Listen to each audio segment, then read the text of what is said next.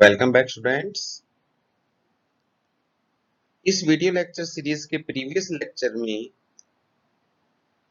Z प्राचल को परिभाषित किया गया था। जेड प्राचल को खुला परिपथ प्रतिबाधा भी कहा जाता है, क्योंकि जेड प्राचल के चारों भाग जिसे ZI, ZR, ZF व ZO से परिभाषित किया जाता है कि गणितीय मान के लिए किसी न किसी धारा को शून्य लेना पड़ता है, और धारा शून्य लेने के लिए निवेशी या निर्गम में से किसी एक परिपथ को खुला रखा जाता है। जेड प्राचल के लिए धारा को स्वतंत्र चर व वोल्टता को परतंत्र चर लेते हुए समीकरण स्थापित की गई थी। अंतिम स्लाइड में जेड प्राचल को मैट्रिक्स फॉर्म में प्रदर्शित किया गया था। जिस प्रकार से चतुर टर्मिनल नेटवर्क के लिए जेड प्राचल परिभाषित होते हैं, उसी प्रकार से Y तथा H प्राचल भी परिभाषित किए जाते हैं। इनमें अंतर मुख्य रूप से यह होता है कि Z प्राचल में धारा को स्वतंत्र चर लिया जाता है I1 व I2 को, Y प्राचल में वोल्टता को स्वतंत्र चर लिया जाएगा, जबकि H पैरामीटर या संकर प्राचल में I1 यानी निवेशी धारा व निर्गत वोल्टता V2 को स्वतंत्र चर लिया जाएगा। अन्य सभी पद बिल्कुल समान रूप से चलेंगे। आज के इस लेक्चर की फर्स्ट स्लाइड्स में अपने Y पैरामीटर्स की बात करना स्टार्ट करते हैं। चतुर टर्मिनल नेटवर्क हेतु यदि निवेशी एवं निर्गत विभवांतर V1 व V2 को स्वतंत्र चर, जबकि निवेशी एवं निर्गम धारा को परतंत्र चर लिया जाए तो व्यापक फलन संबंध I1 इक्वल टू FV1V2 तथा I2 इक्वल टू FV1V2 परिभाषित किए जा सकते हैं। अर्थात निवेशी धारा I1 का मान निवेशी वोल्टता व निर्गत वोल्टता का फलन है, इन पर निर्भर करता है। इसी प्रकार से I2 का मान निवेशी वोल्टता V1 तथा निर्गत वोल्टता V2 पर निर्भर करता है। यदि V1 V2 के मान कम हो तो उस स्थिति में इस समीकरण का अवकलन किया जाए तो I1 का अवकलन करेंगे तो अपने को मिलेगा DI1। इस पहली समीकरण के अवकलन से I1 का जो फलन है उसका आंशिक अवकलन किया गया तो I1 के हिसाब से del I1 by del V1 dV1 del I1 by del V2 dV2। इसी प्रकार से दूसरे फलन I2 इक्वल टू FV1V2 के अवकलन से अपने को सेकंड समीकरण यहां पर इस प्रकार से प्राप्त हो जाएगी।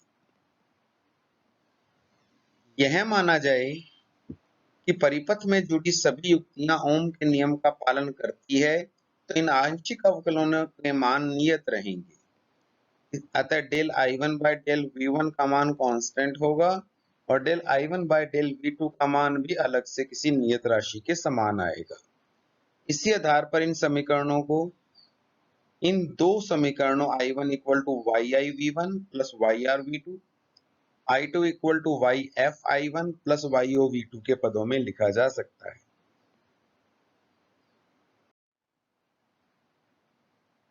धारा I1 व I2 का मान प्राचल YI, YR, YF, YO तथा V1, V2 के पदों में परिभाषित किए जा चुके हैं। इन्हीं चीजों को इन दो समीकरणों के रूप में प्रदर्शित किया गया है। अब 1 बाय 1 चारों प्राचल YI, YR, YF और YO के मान परिभाषित किए जाएंगे। सबसे पहले YI लेने के लिए समीकरण नंबर 1 में देखा जाए तो V2 का मान शून्य करना होगा।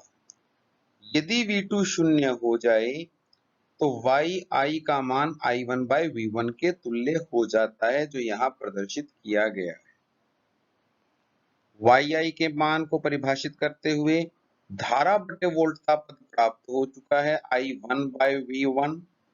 धारा बटे विभवांतर जो अपने आप में प्रवेश्यता या एडमिटेंस का अर्थ लेता है, जिसका मात्रक ओम इनवर्स या साइमन बोला जाता है। निवेशी धारा और निवेशी वोल्टता का अनुपात होने के कारण इसे निवेशी प्रवेश्यता कहा जाता है। इनपुट एडमिटेंस परिभाषित होता है। इसी प्रकार से YR परिभाषित करने के लिए V1 समीकरण 1 में V1 को शून्य लेना होगा, जिससे YR का मान I1/V2 हो जाता है। निवेशी धारा व निर्गम वोल्टता का अनुपात होने के कारण इसे ट्रांसफर एडमिटेंस या अंतरित प्रवेश्यता कहा जाता है। YF को परिभाषित करने के लिए समीकरण नंबर 2 में देखा जाए तो V20 लेना होगा। यदि V20 हो जाए तो YF की वैल्यू I2/V1 हो जाती है, जिसे फॉरवर्ड ट्रांसफर एडमिटेंस कहा जाता है। YO जिसका मान I1/V2 बनेगा। यदि V1 शून्य हो जाए तो यहां से अपना लास्ट Y प्राचल I2/V1 जिसे निर्गम प्रवेश्यता कहा जाता है। तो ये चारों Y प्राचल के मानों को परिभाषित करने के लिए आरंभ में ली गई दोनों समीकरणों में से किसी न किसी विभवांतर को शून्य लेना पड़ता है, और विभवांतर शून्य लेने का एकमात्र तरीका होता है, डायग्राम में देखा जाए, शॉर्ट सर्किट करना। अर्थात जिन दो टर्मिनल्स के मध्य विभवांतर शून्य करना हो, उन्हें बिना किसी प्रतिरोध की तार के आपस में संयोजित कर दिया जाए, अर्थात लघुपतित कर दिया जाए, तो विभवांतर शून्य प्राप्त हो जाता है। जैसे यदि V2 शून्य करना हो तो निर्गम सिरों को आपस में संयोजित कर दीजिए, जैसे यहाँ प्रदर्शित है। और यदि V1 शून्य करना हो तो निवेशी सिरों को लघुपतित कर दीजिए, तो अपने आप V1 का मान शून्य हो जाएगा और जड़ प्राचल 1/1 परिभाषित हो जाते हैं। इस स्लाइड में Y प्राचल को मैट्रिक्स फॉर्म में प्रदर्शित किया गया है। यहां देखा जाए तो I1 I2 के रूप में ये एक स्तंभ मैट्रिक्स है। ये 2x2 की एक स्क्वायर मैट्रिक्स है।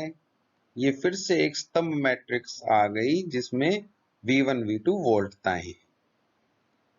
यदि I1 का मान लेना हो तो इस स्क्वायर मैट्रिक्स की पहली पंक्ति का गुणनफल स्तंभ के साथ होगा, जिससे I1 का मान Y11V1 प्लस Y12V2 परिभाषित होगा, जो अपनी प्रथम समीकरण के तुल्य है। इसी प्रकार से I2 का मान परिभाषित किया जाए तो दूसरी पंक्ति Y21 का गुणनफल V1 से होगा, Y22 का गुणनफल V2 से होगा, जिससे ये सेकंड समीकरण प्राप्त हो जाए। अर्थात यह एक मैट्रिक्स रूप में Y प्राचल को प्रदर्शित करने का तरीका है। तो कुल मिला के देखा जाए तो Y प्राचल एक प्रवेश्यता प्राचल है, जिसका मात्रक ओम इनवर्स है। ये धारा के मान को वोल्टता के पदों में रूपांतरित करने के काम आता है। यदि आपको वोल्टताएं ऑलरेडी गिवन हो V1 V2, तो आप धारा का मान आसानी से ज्ञात कर सकते हो। जेड प्राचल प्रतिबाधा के पदों में आते हैं, क्योंकि जेड प्राचल सभी चारों जेड प्राचल प्रतिबाधाएं हैं। Y प्राचल प्रवेश्यता है, धारा बटे वोल्टता है।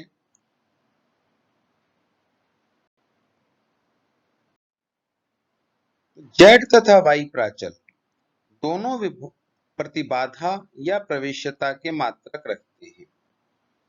इसी प्रकार से तृतीय प्राचल परिभाषित किया जाता है, जिसे H प्राचल या हाइब्रिड पैरामीटर संकर प्राचल भी कहा जाता है। इस प्रकार के प्राचल में निवेशी धारा I1 और निर्गत वोल्टता V2 को स्वतंत्र चर लिया जाता है।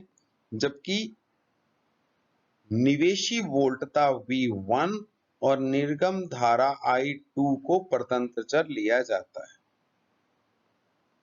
तो व्यापक फलन संबंध V1 equal to F I1 V2 और I2 equal to F V1 V2 परिभाषित हो जाते हैं। उन्हें आंशिक अवकलन किया जाए V1 का तो dV1 की समीकरण प्राप्त होगी। I2 का अवकलन किया जाए तो dI2 के पदों में यह समीकरण प्राप्त हो जाती है।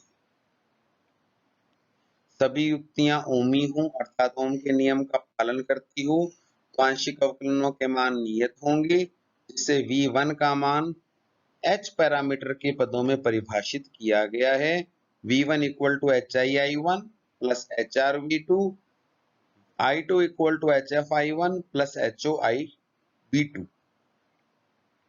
कुल मिला के देखा जाए तो संकर प्राचल नाम का अर्थ यही है कि इसमें ना तो सब दोनों धाराओं को स्वतंत्र चर लिया गया है, ना ही दोनों वोल्टताओं को स्वतंत्र चर लिया गया है। एक धारा अर्थात निवेशी धारा को स्वतंत्र चर तथा निर्गत वोल्टता को स्वतंत्र चर लिया गया है, जिसके कारण इसे संकर प्राचल कहा जाता है।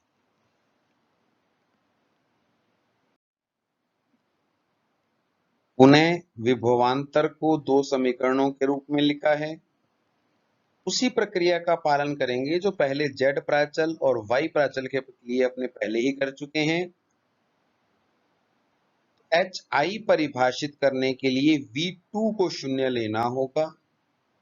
V2 शून्य लेने पर HI V1 बाय I1 बनेगा।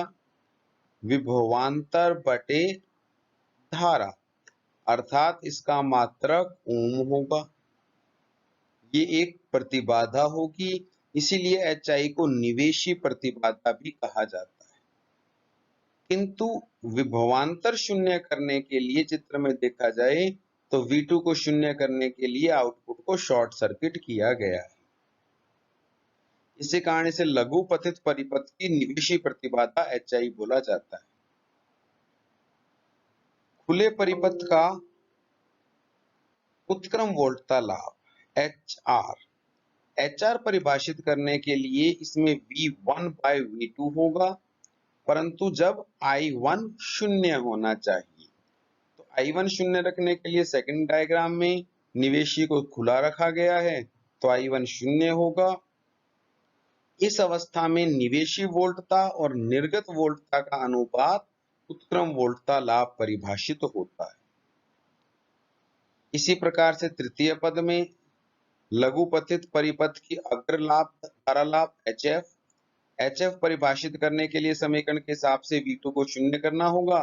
तो वापस प्रथम डायग्राम में V2 शून्य किया और दोनों धाराओं का अनुपात I2 बाय I1, इसे लघुपथित परिपथ की अग्र धारा लाभ कहा जाता है। HR एक वोल्टता लाभ है, HF एक धारा लाभ है। दोनों का मात्रक नहीं होगा, दोनों मात्रकहीन राशियां होंगी, क्योंकि दो विभवांतरों का अनुपात एक मात्रकहीन राशि है, दो धाराओं का अनुपात एक अन्य मात्रकहीन राशि है। चतुर्थ पैरामीटर जिसे HO कहा गया है, खुले परिपथ की निर्गम प्रवेश्यता। HO लेने के लिए I1 को शून्य करना होगा, अर्थात निवेशी सिरों को खुला रखना होगा। निवेशी टर्मिनल खुले हों तो I1 शून्य है, जिससे HO का मान I2 बाय V2 बन जाता है।